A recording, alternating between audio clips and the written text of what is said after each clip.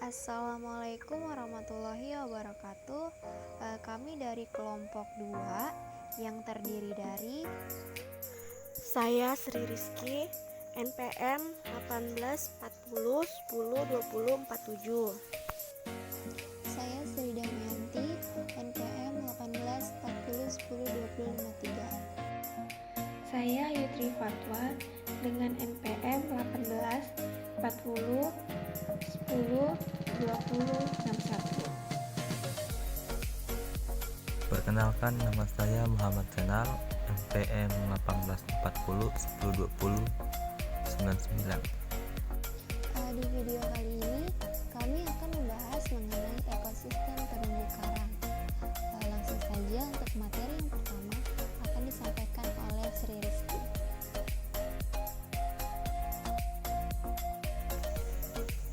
Apa itu terumbu karang?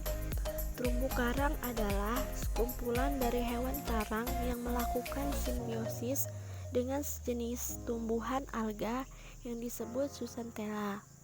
Terumbu karang atau coral reef merupakan ekosistem yang khas terdapat di laut-laut daerah tropis. Ekosistem ini mempunyai produktivitas organik yang sangat tinggi. Demikian pula keanekaragaman biota yang ada di dalamnya. Komponen biota terpenting di suatu terumbu karang ialah hewan karang batu atau stony coral yang kerangkanya terbuat dari bahan kapur. Tetapi di samping itu sangat banyak jenis biota lainnya yang hidupnya mempunyai kaitan erat dengan karang batu ini. Semuanya terjalin dalam hubungan fungsional yang harmonis dalam satu ekosistem terumbu karang. Selanjutnya, jenis-jenis terumbu karang. Yang pertama, berdasarkan letak. Berdasarkan letak terbagi menjadi 4. Yang pertama, terumbu karang tepi atau fringing reefs. Yang kedua, terumbu karang penghalang, berry reefs. 3. Terumbu karang cincin, atolls.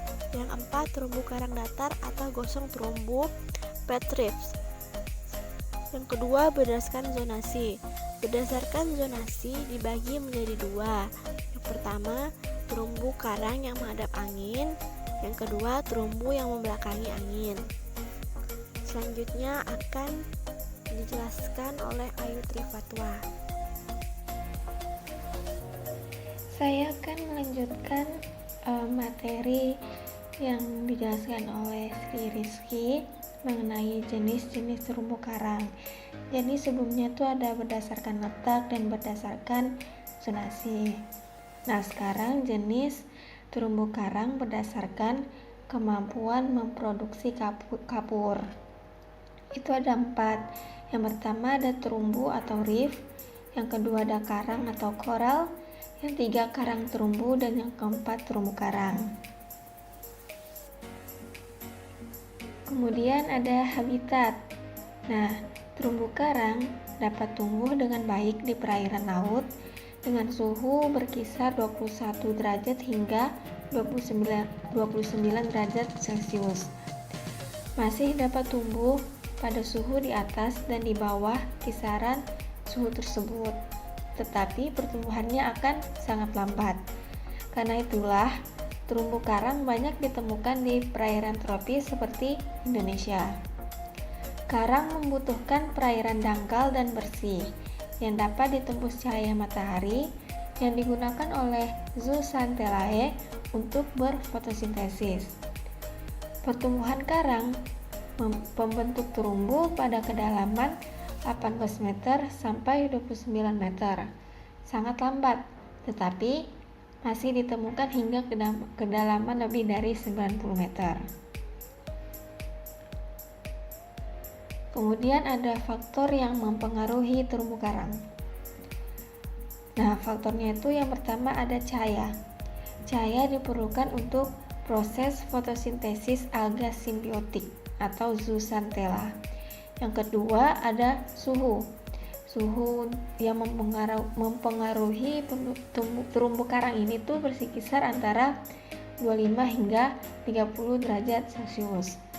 Lalu yang ketiga ada salinitas. kisarannya tuh hingga 27 hingga 40. Kemudian ada air laut jernih. Jika airnya itu mengandung lumpur atau pasir, maka hewan-hewan karang akan kesulitan untuk membersihkan dirinya. Kemudian ada arus. Untuk mendatangkan makanan berupa plankton, juga untuk membersihkan diri dari endapan-endapan lumpur dan pasir, dan untuk mensuplai oksigen dari laut lepas. Nah, maka dari itu diperlukan arus. Kemudian ada substrat yang keras dan bersih untuk peletakan planula yang akan membentuk koloni baru. Baiklah, di sini saya akan memaparkan terkait manfaat dan fungsi terumbu karang. Ini ada 5 poin. Yang pertama, sebagai rumah bagi para ikan dan juga binatang laut lainnya. Yang kedua, sebagai sektor perwisata. Yang ketiga, sebagai objek penelitian. Yang keempat, pelindung ekosistem pantai.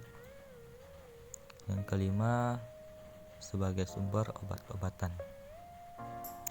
Next, ancaman.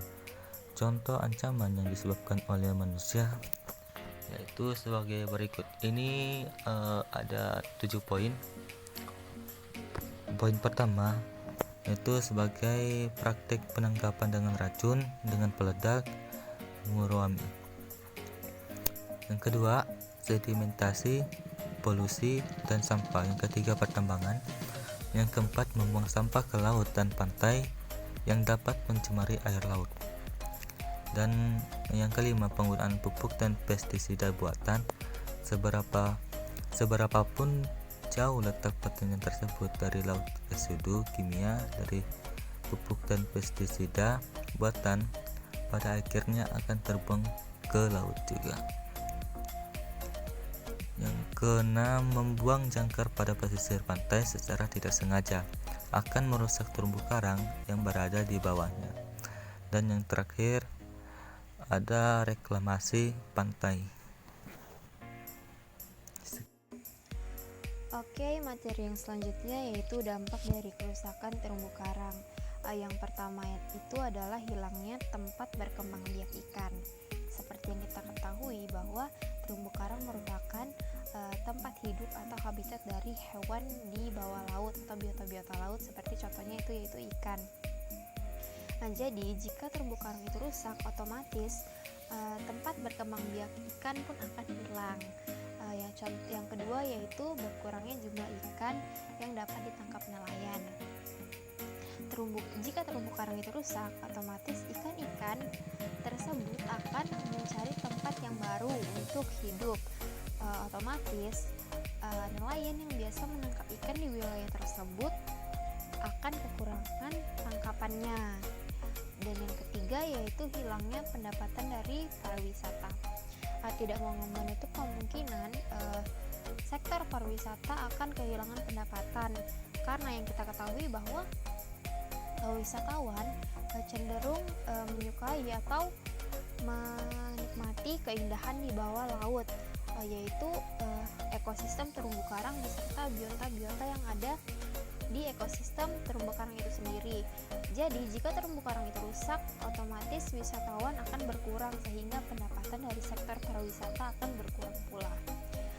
Yang keempat yaitu tidak terlindungnya pantai dari gelombang laut.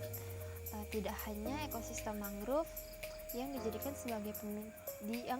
sebagai pemecah gelombang, tetapi juga ekosistem terumbu karang dapat dijadikan sebagai pemecah gelombang di dalam laut.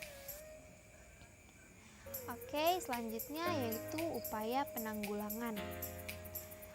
Cara mengatasi kerusakan terumbu karang adalah yang pertama, menyingkirkan faktor yang menyebabkan kerusakan. Di sini contohnya seperti illegal fishing atau penangkapan ikan secara ilegal yang biasa menggunakan bom atau pukat harimau karena dapat merusak terumbu karang. Yang kedua yaitu melakukan restorasi secara fisik, dan yang ketiga yaitu melakukan restorasi secara biologis. Baiklah, Sekian penyampaian dari